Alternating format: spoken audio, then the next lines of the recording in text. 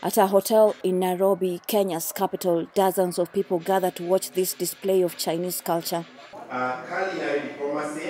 This performance ushers in a food festival sponsored by the Chinese Embassy and hosted by Kenya's China Teachers Association. President of Sync International Education, Michelle Chang, says their goal is to promote Chinese culture and keep the relationship between Kenya and China strong. This year, 2023, is the 60th anniversary of Kenya and China diplomatic relationships set up. So I think we should keep in touch more and more and closer and to become like good diplomatic relations within both countries. Forging stronger ties through cultural events can also bridge language differences, says economist Eric Musau. European countries generally have always had very strong ties, looking at the Commonwealth or America, the common language is always a big positive between Kenya and most of Europe as well as America. And so for the Chinese, there's that gap, especially around the language barrier. They've been trying to encourage more Kenyans to study the language.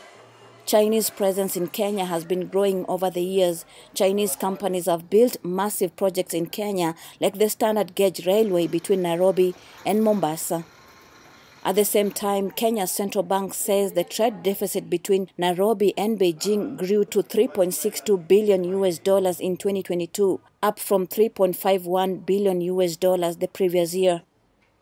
Musau says the infrastructure is beneficial for Kenya, but the trade disparity is a challenge for diplomatic relations.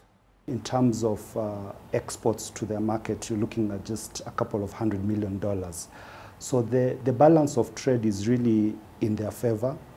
And when you look at the structure of the economies and where, for example, Kenya wants to go, it's very unlikely that you'll ever have a very good overlap in terms of a balance of trade compared to, let's say, America, where exports and imports are almost on balance. Balance is something that Steve Wakoli says he was missing in his life before he learned the Chinese language and martial arts like Kung Fu. He now makes his living teaching Chinese and performing martial arts. I started receiving invitations from companies for performances. I went to schools like Chinese Confucius schools. I went to Kenyatta University, went to Nairobi universities for performance. But Wakoli is an exception.